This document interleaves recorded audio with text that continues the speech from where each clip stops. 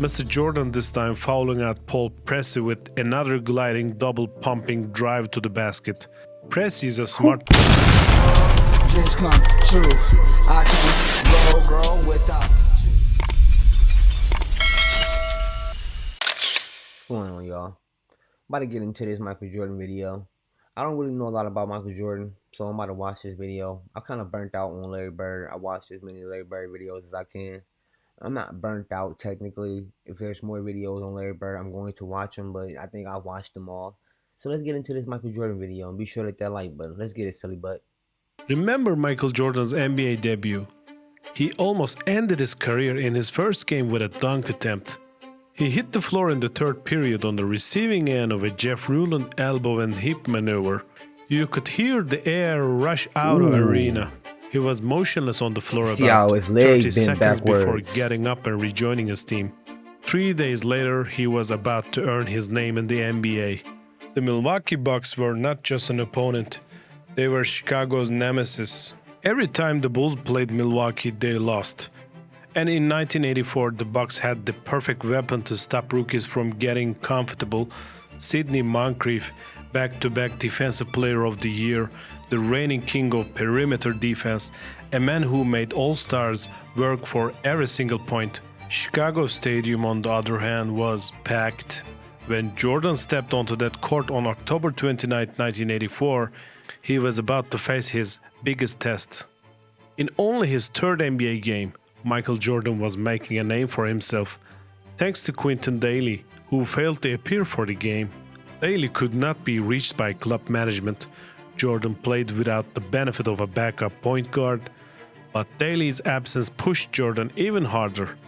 Every time the Bucks tried to trap him, MJ split the defense, went down the lane and made impossible shots. Moncrief later admitted he was so explosive, I don't think there's anybody that could defend Michael. This was the moment, the exact moment Sidney Moncrief, the best defender in the NBA, realized he was watching greatness.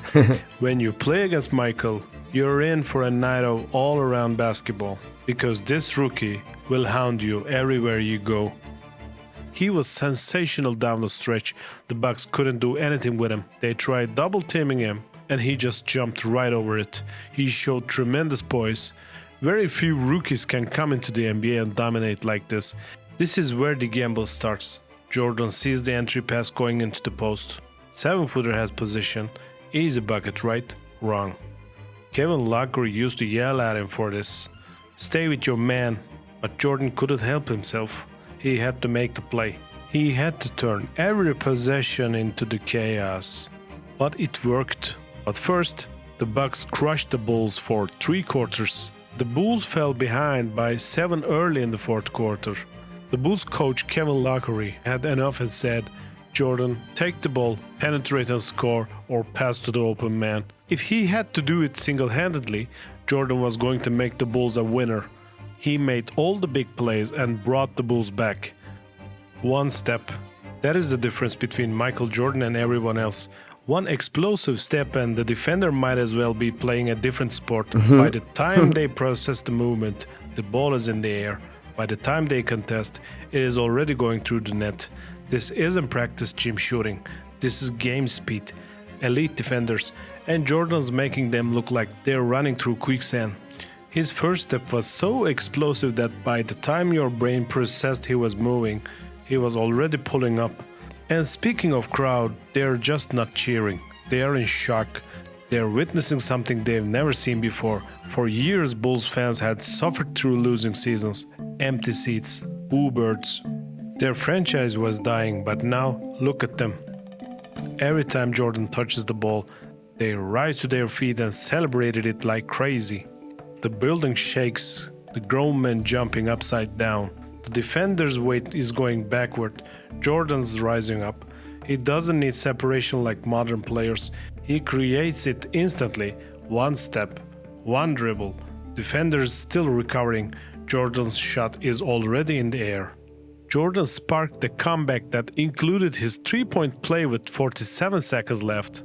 Alton Lister, 7 feet tall, 240 pounds of muscle, is waiting in the paint. He's been anchoring Milwaukee's defense all night. Jordan doesn't care. He attacks, drives the lane. Lister rises up to meet him, but Jordan just hangs there, defying gravity, defying physics, defying everything we thought we knew about human beings. He is suspending in midair like someone hit the pause on the VCR. Lister is already coming down. Jordan is still up there. He double pumps, soft touch off the glass That's bucket, tough. and the whistle blows. Lister's sixth foul is done. The 7-footer just fouled out trying to stop a 21-year-old rookie, which gave the Bulls a 109-108 lead. Mr. Jordan this time fouling out Paul Pressey with another gliding double pumping drive to the basket. Pressey is a smart defender, versatile, strong. He is supposed to be able to handle this. MJ gets the ball at the top of the key. Pressey is in his stance, ready. Jordan makes his move. That explosive first step. Pressey tries to stay in front. Jordan glides toward the basket. Another double pump drive.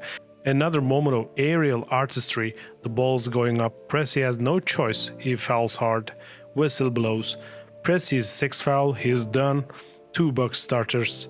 Although he missed the free throw, the Bulls were up 111-110 with 31 seconds to go. A free throw by Caldwell Jones and 2 more by Jordan gave the Bulls a 114-110 lead. A 22-point fourth period was a Bulls record. He left 9,356 stadium fans howling after the Bulls' dramatic victory. Michael scored 22 of his game-high 37 points in the fourth quarter and 20 of the Bulls' last 26 points.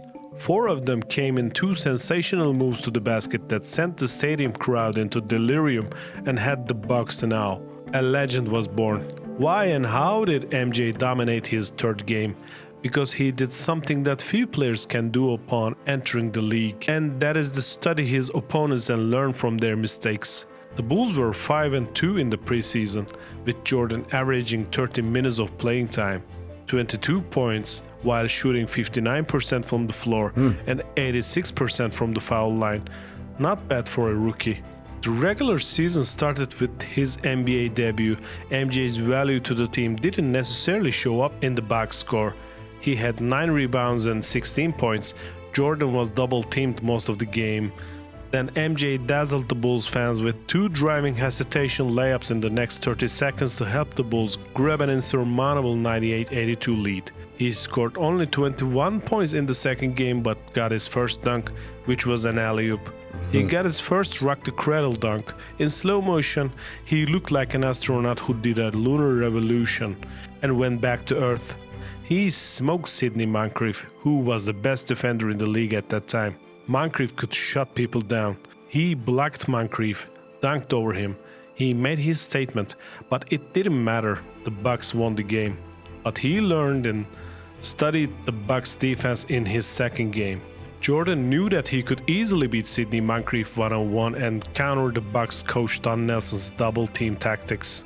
Back to the third game, Michael told Kevin Lockery he could take advantage of it by beating Moncrief to the hoop in the fourth quarter. He noticed that when the Bucks were double-teaming him, they left a wide-open gap in the lane that he was able to take advantage of. 37 points in his third game. It was his arrival. Jordan said in the post-game interview, "I'm not the superstar of this team and I don't want to overshadow anyone. I just want to mingle with the rest of the guys. I need the other 11 guys." I became charged up emotionally in the late game because I know how important it is for the team to win in Chicago and to get rid of the Boo Birds. He meant the booing fans. The Bulls were not used to this type of action. Home attendance before Jordan arrived was about 6,300. It doubled in Jordan's first year. And after 1987, you couldn't find any Bulls home game ticket. Even Dave Stern was a Jordan fan. Just because he's a commissioner doesn't make Stern any different from the rest of the fans. Why am I in Chicago? Same reason everyone else is, to see Michael Jordan. It was Stern's first full season as NBA boss. Stern had seen MJ before at the exhibition game against the Knicks in the Garden. And New York fans aren't easy, as you know, but they watched Jordan. And they all knew something special was happening when Michael Jordan came to the Garden. Jordan dazzled witnesses in the preseason with moves that signaled the second coming of Julius Erving. The look, the manner are uniquely Michael Jordan. The wristband is worn so high on his left arm that it nearly covers his elbow. His basketball shorts look 3 sizes too large and give a parachute effect when he comes down from one of his incredible leaps. His number 23 jersey tucks so far into his shorts that half of it is hidden. He was not a college kid anymore, no longer would his game be hindered by zone defenses. Michael could now exhibit all his skills with flair. He discovered his kind of magic, the ability to turn the game around and instill in his teammates a desire to excel. Thanks to Michael Jordan, basketball was fun again in Chicago. Jordan and his heroics showed the Bucks, future opponents, and even League Commissioner David Stern on hand for the game that these Bulls are a different kind of breed.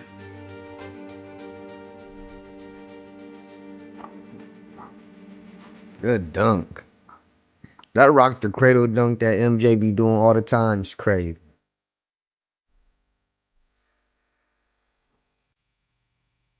Hmm. You know what? Now that I think about it, I know more things about Larry Bird than I do about Mike. I've been playing basketball my whole life, and I've always considered Michael Jordan to be the greatest basketball player of all time until I started my research on Larry Bird. Just because of the stigma behind the name, and basically everybody saying he's the greatest because he was the greatest to them. But I've watched some Michael Jordan highlights, and I can see why they say that, but I don't really know anything about Mike. He played high school, he was short, hit a growth spurt, eventually started playing for North Carolina and got drafted. But that's pretty much it. Hey, I think I'm going to go down this rabbit hole and watch more videos on Mike. So if you like these kind of videos, be sure to hit that like button, subscribe, turn notification bell on, and make sure you stay tuned for the next video. Silly butt, catch me in the next one. Peace.